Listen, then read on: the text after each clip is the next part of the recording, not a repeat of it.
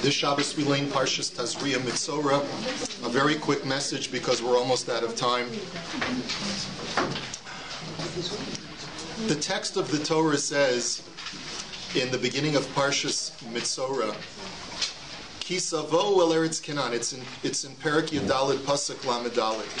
When you come to the land of Canaan, Asher ani nosen lachem la'achuza, that I'm giving to you as an inheritance.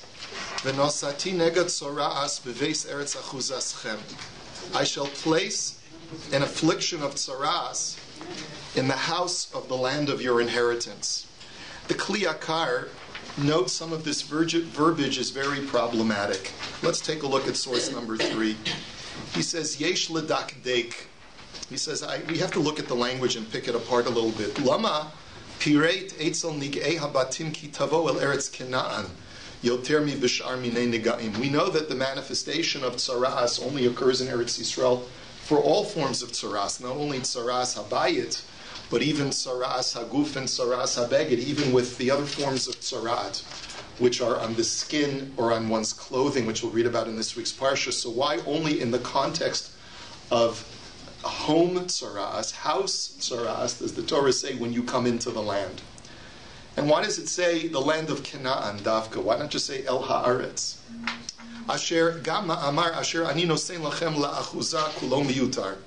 Why does God have to say that I'm giving you this land as an inheritance? That's completely superfluous. Kizeh Yadua. We already know that Hashem is giving us the land. Gamba Omro. Also, let's point out V'natati Negat Sarat Beveit Eretz Achuzatchem. I'm going to place a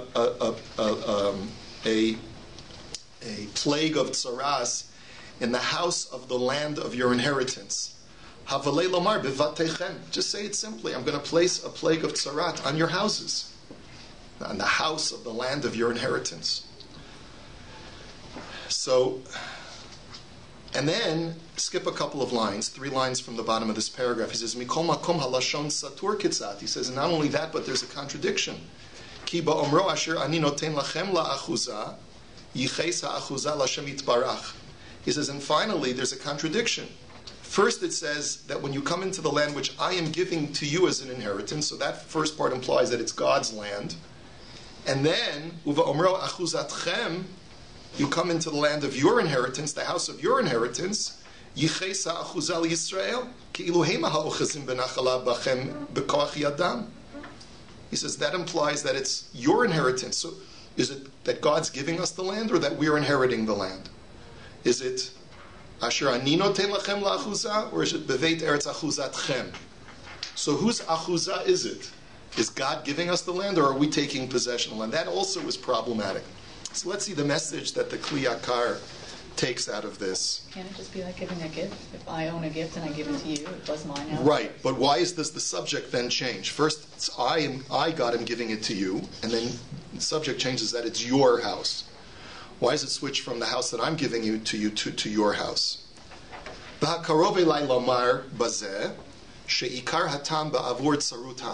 He says, it would seem to me that Saras Habayit comes, why? It comes because of miserliness. It becomes people are not generous with their possessions. That the Kohen comes to the person that to him is the house. The word lo is superfluous. This is a person who kept his house only for himself and did not share his house with other people. You know, our sages tell us that that's actually why the punishment is that you have to take all of the furniture out of the house and all of the kalim, all of the utensils out of the house before the Kohen declares it to be leprous. And so that because you don't want everything to become tameh, so you got to take everything out of the house and put it on the front lawn. And that's a musr to the person who was stingy, who didn't want to share. Because basically, you know, that time when I asked you if I could borrow your colander and you told me you don't have one? Well, what's that thing on your front lawn? Right? What do you call that thing? Oh, that's not a colander, that's a strainer. Oh, different, okay. But anyway, the point is that that's the lesson. The lesson is that that's the musr to a person. You got to vacate your home specifically because you didn't share your home with other people. And he says, He says, Ki leva'avor ze natan Hashem lo la'achuza bayit malei kol tuv l'nasoto im yetiv mi beito gam la'acherim. He says, after all, why does God give you the wherewithal to own a home in the first place? He wants to see whether you will open your home to other people and share the gifts of Hashem with others.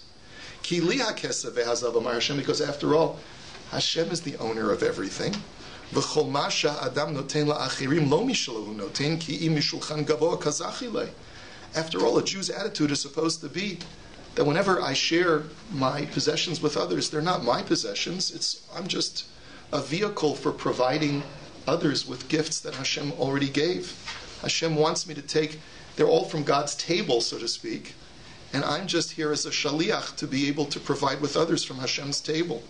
Lekach ne'emar ki tavo el eretz kanan asher ani noten lachem la'achuza. That's why the preface of this whole parsha is, when you come into the land which I, Hashem, am giving to you, never forget, I gave you Eretz Yisrael. You didn't take it. I gave it to you. Ki lo b'charbam yarshu eretz uzro'am lo hoshia. As the psalmist says, we didn't win Eretz Yisrael by the sword or with a mighty arm. It was Hashem who gave us Eretz Yisrael. The miracles that we've been witness to in our lifetimes were because God gave us the victory, not because we were smarter than the Egyptians. Ki im yamin Hashem romeima latet lehem nachalat goyim. That it is God's arm that has been strong and uplifted in order to give us the inheritance of other nations. Ve'ein makom letzarei ayin lomar kochi va'otzim yadi asali et hachayil hazeh. Therefore, there is no room for a miserly person to say, it's mine, mine, mine. I earned this. Why should I share it with others? Sha'arei Hashem hu noten lecha koch va'achuza. It's God giving you the inheritance. V'im kain. And if so, din hu shetitnu mishalo la'aniyei amo. You should, therefore, by all rights, share the gifts that Hashem has given you, to share them with people less fortunate than yourself. V'im lo tishmu b'kol devaro, v'tihiyu min sarei ha'ayin, ha'miachazim ha'achuza l'atzmam. But then that's the next part of the pasuk. If you don't listen to Hashem, and you try to keep everything for yourself, because you think that it's really yours, it's not that Hashem gave it to you, then az v'natati negat sarat b'veit eretz achuzatchem. Then that's the person who's going to get saras in his house. I gave you the land, but if you view it as your house, that's the person who's going to get saras. That's the lesson. Ratzalomar b'makom sha'atem miyachasim ha'achuza lachem kilo atem ha'ochazim ba b'koach yadchem. I'm going to give it dafka to the person who thinks that it's his achuza, it's my right, my rightful home. Lekach ne'emar miyad uba asher lo habayit. And therefore, the person who thinks that the house is his, he's going to have to go to the Kohen. Referring to the person who thinks, I built the house myself, it's my house. Now, with this idea that the Kli Yakar is telling us, that the whole reason that a person is punished with tzarat is because he had this misaligned attitude about his wealth and about his rights to his home and his land, we can therefore understand a very strange Rashi. The very strange Rashi, which is in source number 2, tells us as follows. V'natati neged tzarat. God says, I will place a plague of tzarat in your homes. The word v'natati is almost like a guarantee. I will place it. Not if you sin, I will give it to you, but God says, unconditionally, I will give you a plague of tzarat. So is that a good thing? So Rashi says, yeah. B'surahi lahem shahanega'im ba'im alehem. This is a tiding to the Jewish people. It's a good tiding to the Jewish people. You will receive a plague in your homes. And why is that a good thing? Explains Rashi, Lefi shehitmino emoriyim matmoniot shel zahav b'kirot bateyem. Because when the Amorites heard that the Jews were coming, that they had left Egypt 40 years ago and they were coming to inherit the land, what did they do? They took all of their gold and precious items and hid them in the walls of their homes, because they feared the Jews are going to come, they're going to take everything that we own. So they hid everything away. Through the plague of tzarat, a person will be able to, they'll have to break open parts of the house that have tzaras. That's the law. You have to break away the stones of your house that have developed these lesions, these mold or whatever they are, and you have to remove them out of the house in order for the house to be healed. And when you would break open the wall to remove the stones, you'd find the gold and silver. That's the medrash that Rashi is quoting. You know, it's always bothered me, this medrash, that here you have a person who's committed an aveira. He's spoken lashon hara, or he's done some other kind of sin. And Hashem says, don't worry, it's really a good thing. I promise you, when you break open the walls of your house, you'll find gold and silver. So let me speak more lashon hara. You know, let me be even more miserly. It sounds like a great deal. Why don't I do it? It sounds great.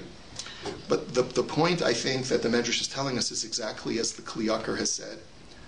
There are many times when God has gold and silver waiting for you. It's got your name on it. But He's only prepared to give it to you once you realize that it's not mine.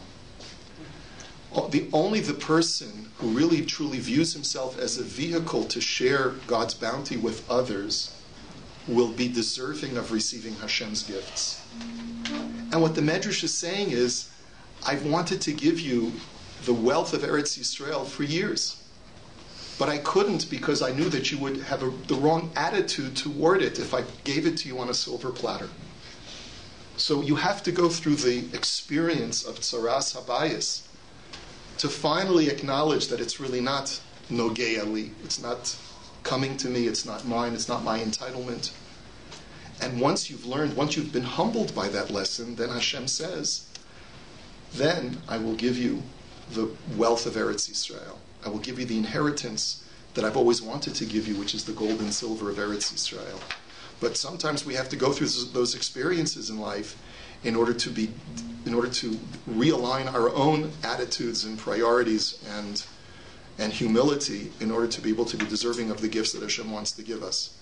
Also a very important lesson on a universal level, but also b'nogea in relevance to Eretz Yisrael that we spoke about today, so close to Yom HaAtzmaut. Very important for us to remember that the gift of Eretz Yisrael is just that, it's a gift. If we abuse it, we lose it. And the more reverence that we show for the land, and the more care and concern that we show for Eretz Yisrael, in both our prayers and our deeds, then the more Hashem will show His concern for Eretz Yisrael, keep Eretz Yisrael a beautiful, safe place for every single Jew. So, have a wonderful week of commemoration, and we'll see you, Mr. Hashem, next time.